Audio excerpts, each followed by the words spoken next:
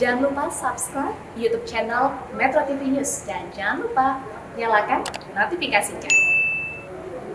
Pemerintah memperpanjang PPKM Mikro hingga 28 Juni 2021 yang artinya pemerintah berharap daerah di seluruh Indonesia yang masuk zona merah dan oranye untuk menegakkan aturan protokol kesehatan.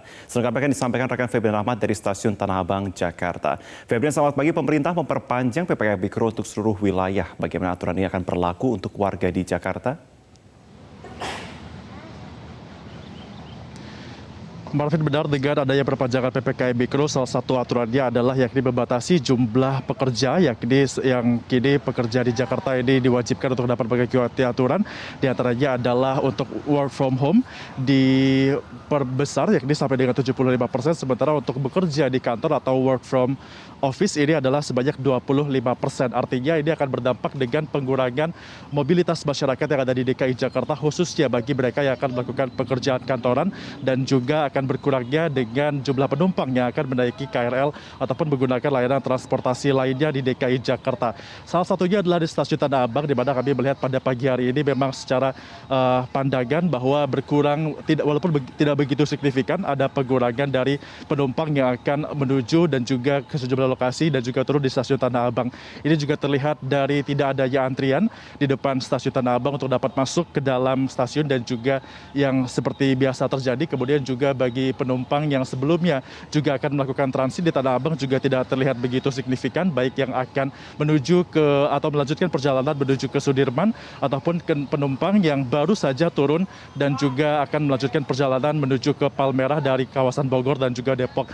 Kami juga melihat bahwa dengan adanya penekanan dari peraturan pekerja ini juga berdampak dengan adanya pengurangan jumlah penumpang. Ini juga sesuai dengan apa yang kemarin juga sempat dilakukan pertemuan di mana Pangdam Jaya dan juga Kapolda Metro Jaya bertemu dengan Gubernur DKI Jakarta Anies Baswedan, yang juga tentunya membahas terkait dengan pembatasan dan juga PPKM Mikro yang diberlakukan di sejumlah lokasi, termasuk khususnya di DKI Jakarta.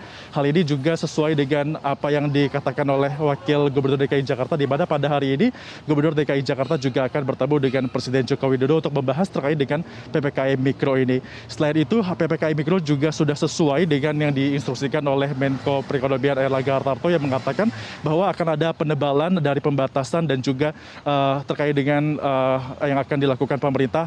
Penebalan ini tentunya akan berkoordinasi dengan berbagai pihak, termasuk salah satunya adalah dengan TNI dan juga Polri, dan ini sesuai dengan apa yang sudah dilakukan pertemuan dari Pangdam Jaya, Kapolda Metro Jaya, dan juga Gubernur DKI Jakarta Anies Baswedan kemarin.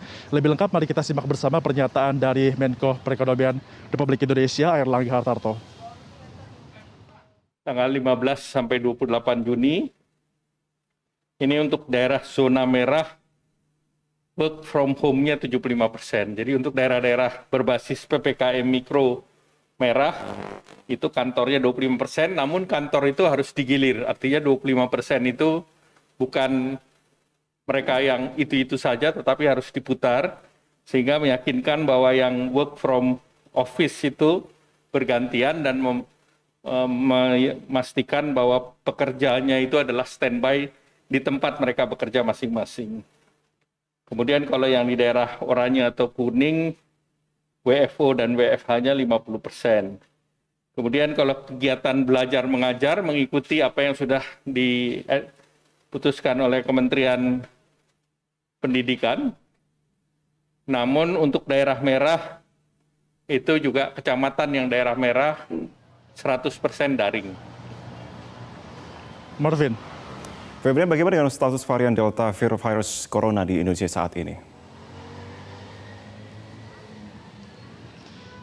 Marvin, seperti diketahui bahwa varian baru Delta yang diduga berasal dari India ini juga sudah mulai masuk ke Indonesia, meskipun belum merata ke seluruh Indonesia. Namun menurut Menteri Kesehatan Budi Gunadi Sadikin sudah masuk ke 3 lokasi, yakni diantaranya adalah di Kudus, Jawa Tengah, Bangkalan, Jawa Timur, dan juga di DKI Jakarta. Sehingga perlu diperhatikan protokol kesehatan dan juga penerapan pengaturan dari mobilisasi masyarakat yang terjadi, termasuk khususnya di KRL, untuk dapat menekan terjadinya potensi penularan penularan varian baru virus Delta.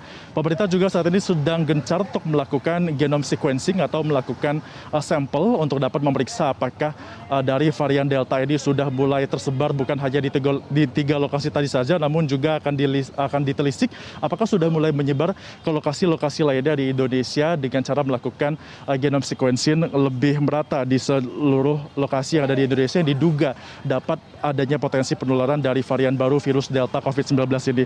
Kemudian juga pemerintah sudah melakukan upaya dan juga mendapatkan hasil, diantaranya adalah dapat dikatakan bahwa meskipun virus varian baru Delta ini tidak lebih mematikan dibandingkan dengan virus yang saat ini sedang beredar, namun dapat dikatakan juga bahwa penularan dari virus varian baru Delta ini dikatakan lebih cepat dibandingkan dengan virus corona yang saat ini sedang ada. Untuk itu, untuk dapat membantu ataupun menekan terjadinya penularan virus COVID-19 lebih lanjut, maka pemerintah pun akan gencar untuk dapat melakukan proses vaksinasi dengan cepat, di mana menurut Menteri Kesehatan Budi Gunadi Sadikin bahwa pada bulan Juni Presiden menargetkan setidaknya akan ada 700.000 setiap harinya vaksin yang diberikan kepada masyarakat, dan realisasinya juga akan diwujudkan dengan target pada bulan berikutnya 1 juta vaksin pada 1 hari.